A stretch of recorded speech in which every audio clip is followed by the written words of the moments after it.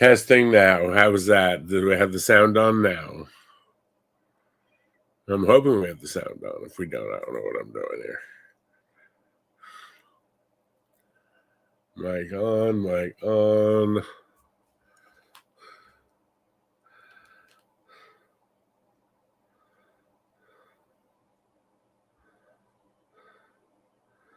No sound. Yes, we have sound. Maybe we have sound. Okay, we have sound. Sorry about that, folks. Like I said, went to turn on the stream and it has a brand new API key, which apparently Rumble is now set up to work better with StreamYard than it was. So that's definitely a wonderful, wonderful upgrade. Thank you, StreamYard and Rumble, for being so nice and getting this taken care of for us. Alrighty. Let's see if I can get this opened up. There we go. And we've got that. And we've actually got the chat windows up and everything else. So that should be wonderful. Sniper, I see you had first in here. It looked like about 5 o'clock. A little bit early for me, but okay, whatever. Yep. Folks, it's been a very, very interesting last several days. I had a class over the weekend. It was actually started out as just a one-on-one. It was somebody wanted to learn more about firearms generally. He called, and in talking to him on the phone, I could tell he was a little bit on the hesitant side, a little bit, I guess the best way to describe it was out of his comfort zone. And because he was clearly out of his comfort zone and a little bit nervous, I decided that the easiest way for us to deal with that was just, I could do, one-on-one class, see where he's at, see what's going on, and we could always work from there to see what was going to happen. Well, so I met the gentleman, and really nice guy. He came to this country from South America about 20 years ago, legally. He's become a U.S. citizen, taken all the tests, gotten sworn in, and everything else. Nicest guy you'd ever want to meet. But he explained that growing up where he lived, guns were just not a thing. And, after coming here about 20 years ago, little by little, he's been, hearing about them, and he's lived all over the country.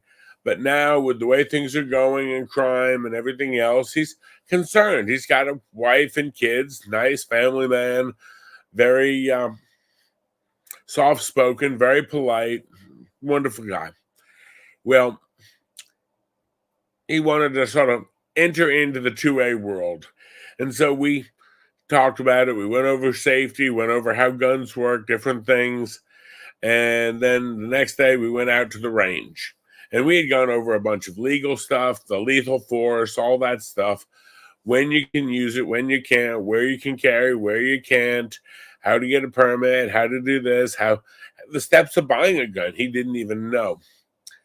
And it was really, I think, in a way, sitting back, an eye-opener to me because of something, I can go to the gun store and walk in and be perfectly comfortable, very much at home. I can go to any one of several ranges around here that I've gone to from time to time. And again, be very much comfortable and at home. For him, it was a different world, and it definitely is a different world for him. And so I was like, look, that's fine. I understand. And we joked about it a little bit. I told him, I said, look, don't feel bad. When I left New York and moved, down to North Carolina, I didn't know anything about it. I mean, up living in New York, it was totally foreign to me as well. But so we get into the discussion and we talked about it, and he seemed very appreciative. And so Sunday we went out. We took several different handguns, sort of an assortment. I brought the new Smith Equalizer that we just did the review on. I bought the Shield Easy. I brought the Standard Shield. I brought a couple of the offerings from PSA up there. The Dagger Compact. I also brought my little 380 Beretta up there. Not Beretta, but Ruger. And again, let him try, work with all of these, and just again, low stress. And I told him, don't worry about it. Don't think of this like it's a test or it's a you've got to do this, that, or the other. This is relaxing. Get used to these things. And so we did it. And we went through, between the two of us, about 100 rounds of ammunition, between me showing him different things and showing him how to drop a mag, how to load a mag, how to cycle the slide. And overall, very much, he's interested. He's looking to learn more, looking to possibly purchase his first, etc., etc. And so very much, got a new person, came into the 2A family. Again, had never thought of having one, had one or anything else. Lived in the country since, I think 2002 or so, 2002, 2003, somewhere in there. But again, it sort of brought me back to the time when I had left New York, moved to North Carolina, and it was foreign to me. The reason I bring this up is for those of us in the 2A space, for those of us who, go to the range once a week, for those of us who do this stuff, sometimes it takes a little bit of an oomph to get someone to want to join us, to want to do this. Something that is totally normal to us.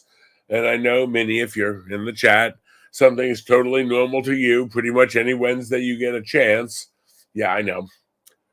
But again, there are people out there who, to them, this is another world. This is totally foreign.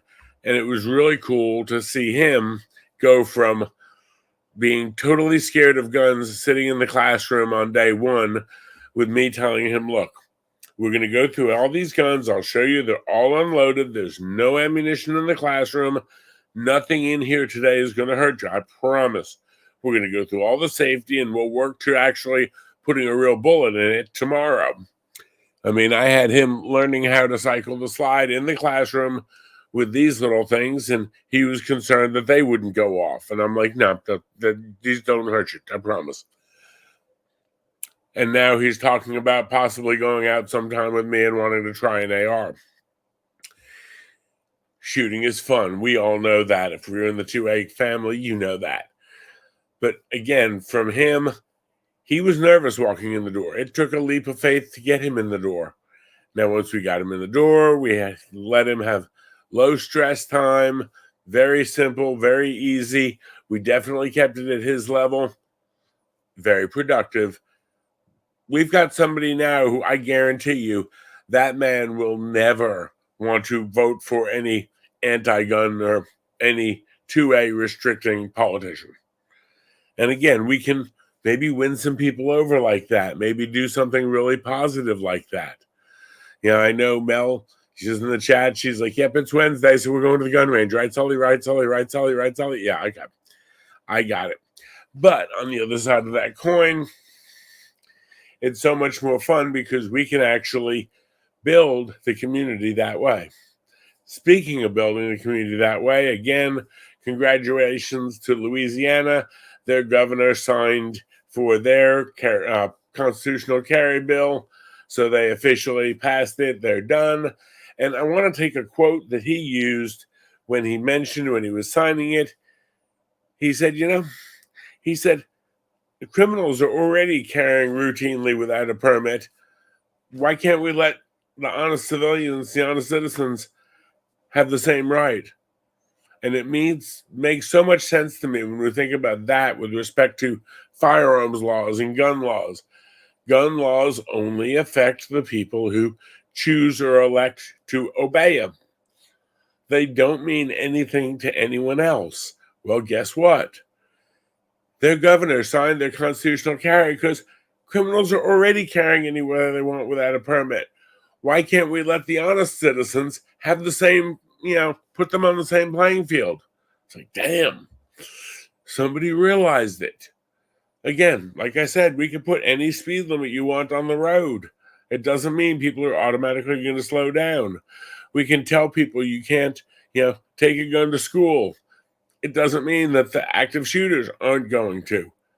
It does mean the good guys won't. We talk about some of these active shooter situations where was the good guy with the gun? Well, it's done in a gun-free zone. We look at the gun-free school laws that were passed back in 1990.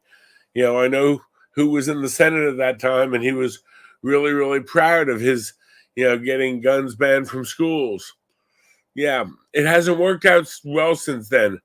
Name one mass shooting that law stopped. I can tell you it did stop any good guys with guns from being able to respond to it, but what else would I know?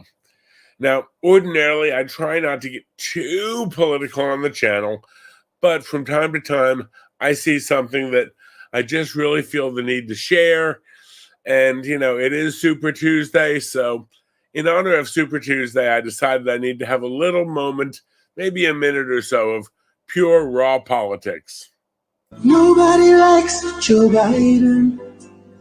Even Obama said don't underestimate Joe's ability to screw things up.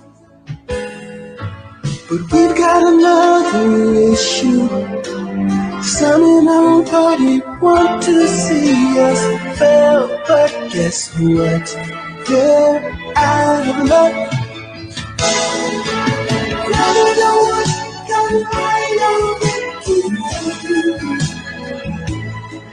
I know it's crazy, but it's true.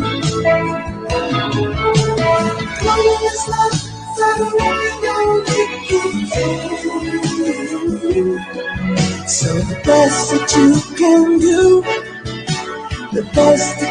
can do, is vote for Trump.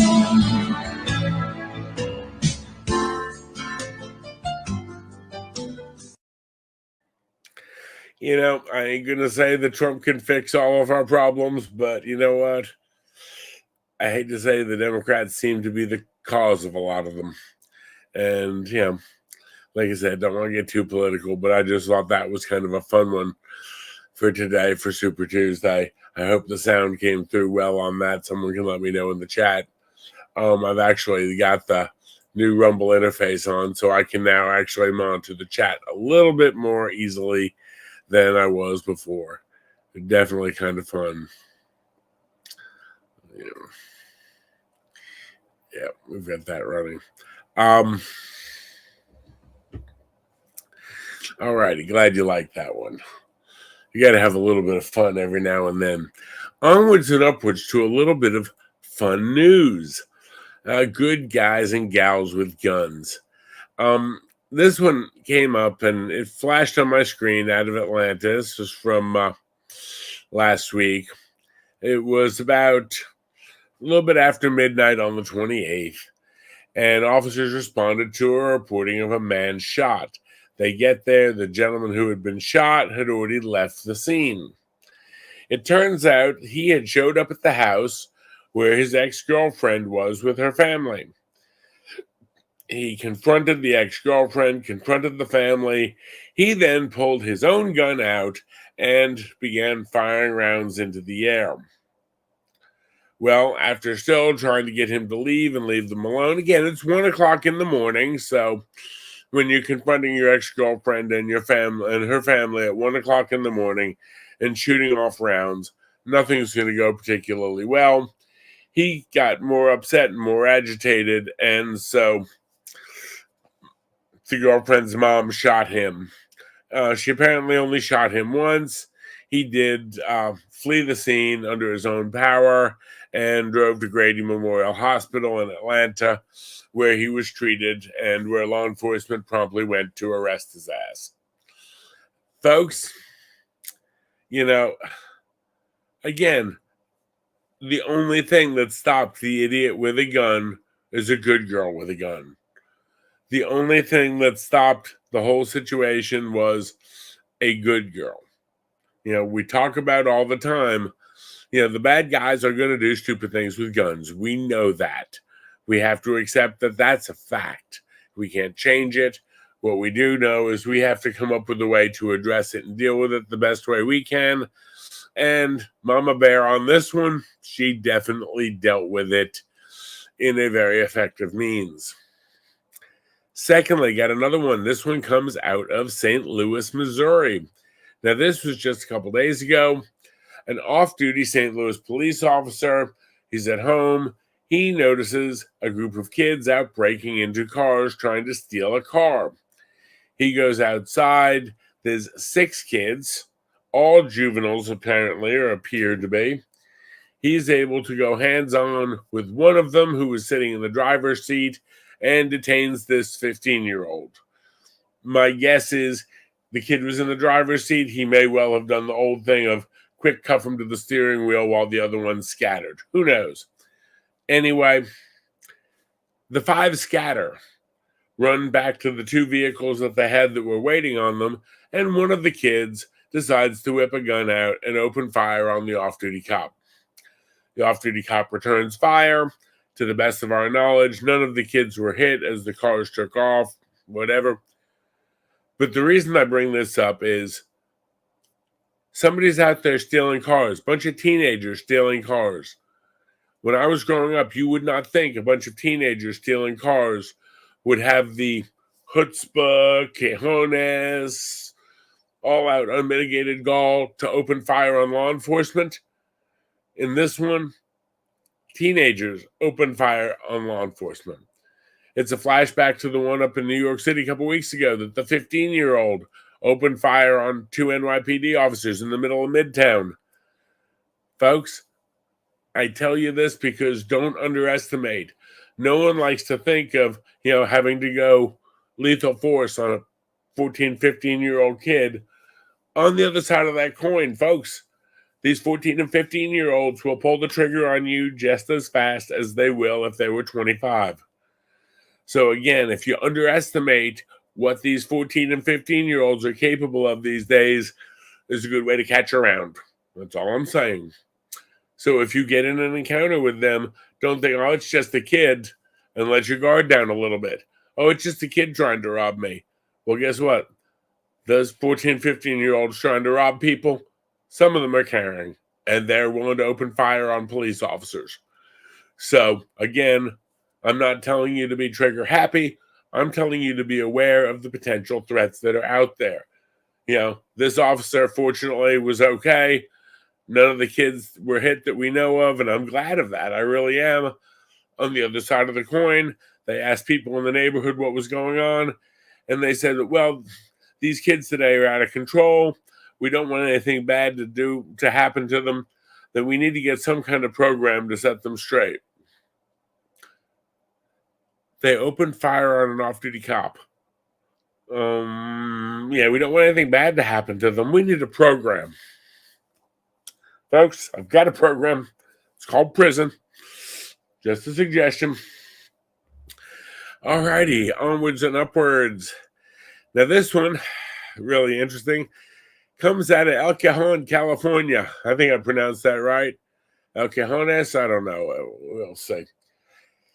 Now this one's kind of an interesting one. We had a shooting that hopped off up there, and this one first came across my radar last week. It actually happened last week, and it was very interesting. One of the folks who works with me told me that she had heard on one of the news feeds or something there had been a shooting out in California at a dentist office.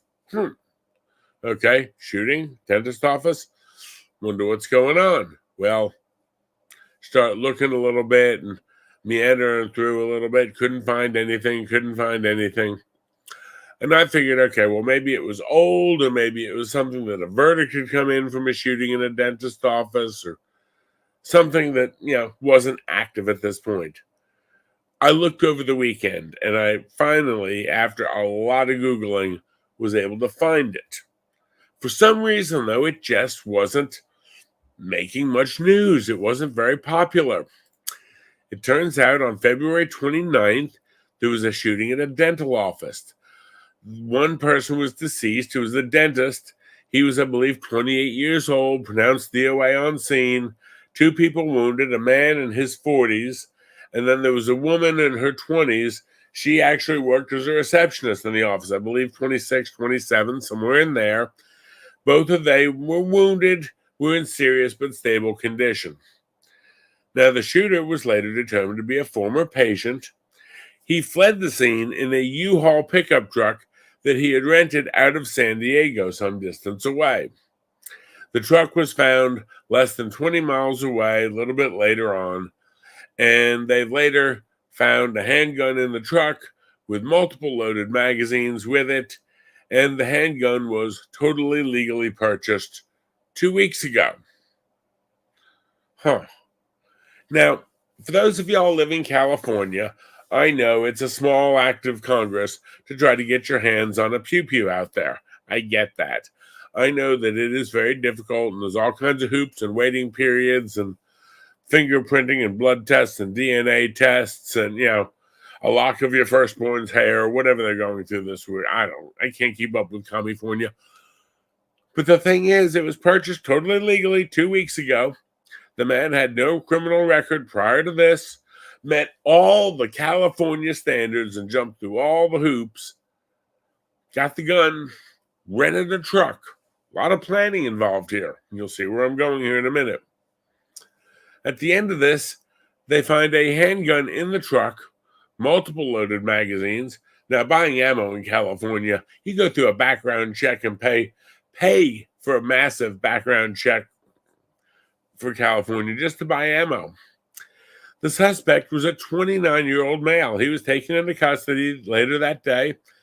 Per the suspect's brother, he had been exhibiting concerning behavior in recent months. Family couldn't convince him to seek treatment. Had fear and paranoia, thinking everyone was after him, thinking everybody was a gang or a cartel or some kind of bad guy out there.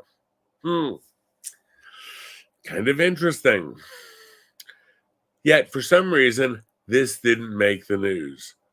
Now, we can watch this story all day, and we can talk about this. My question is, let's cycle back through it here. California is one of the hardest places to purchase a firearm. He met all the requirements. They've got a waiting period because that's going to stop crimes of passion. This guy went and shot his own dentist. Killed him. Well, I don't know if it was at the office. I don't know if it was his dentist. Now, some people are not big fans of the dentist. I get it, but I still don't think you need to go to their office and shoot them. I think that's a little bit excessive, but, But my point is, waiting periods are going to stop anything. No, they're not. They're not stopping anything. All it means is you got to plan a little bit better, a little bit more in advance. You can't just, pick up the gun on the way home from work and take it home and kill the wife. You got to plan a week or two in advance. This guy went to all the trouble to rent a truck so that way he would have something to drive and ditch. Unfortunately, even though it was a very obvious U-Haul pickup truck, unfortunately, the truck markings and the numbers and the tag were all caught very readily, so that didn't do him any good. And it was found very much nearby. The suspect was, again, taken into custody without incident. He's going for murder plus a bunch of ag assault charges, etc. So now let's sit back and look at California, who makes it more difficult. Like I said, ammunition, everything else. They've got one of the highest standards to meet. And this guy was able to meet and pass all of it with his own brother stating, the guy's out of his head. I can't convince him to get help. He's paranoid. He's thinking that there's gangs and cartels everywhere. But yet he still met this incredibly high standard. But what about John Q. Homeowner? What about Mary, Smith, who is worried and seeing all this crime in her neighborhood? She's going to go through all this stuff too, even though it doesn't work. This is proof that, all these gun laws and all these barriers to purchasing don't work. And this is not someone who went out and got one back door on the street. This is not somebody who went and stole one. This is not somebody who went and, ripped one off. No, he met all California requirements. Yes, that's right. He met one of the sets of highest standards in the nation. They still don't work. Gun control laws don't work. That's kind of like, again, We're going to pass a law that no one's allowed to DUI. It's going to stop all the accidents. You're living in La La Land trying to, but oh well. Now we're going to cut off the YouTube stream. We're going to cut over to a little bit of Rumble time here and do a little bit of Rumble exclusive because there's a little bit more to this story in California that some people might think is interesting. I don't know. We'll see what y'all think. I'll be back in a little bit. If you're joining us over on Rumble, hey, that's great. Love to have you. If you're not, you want to check us out later, you can check us out on X or Twitter, Facebook. We've got our locals up. And as always, drop an email if you want. If you would, give us a like, a thumbs up, send it out on YouTube. We're actually growing the YouTube views really well. I know our last YouTube review of the Smith & Wesson Equalizer was very, very popular, which is great because I think it's a really good gun. It may actually get into my everyday carry rotation in the near future. But if you're not joining us on Rumble, y'all have a wonderful evening. Be smart and be safe. Take care of yourself.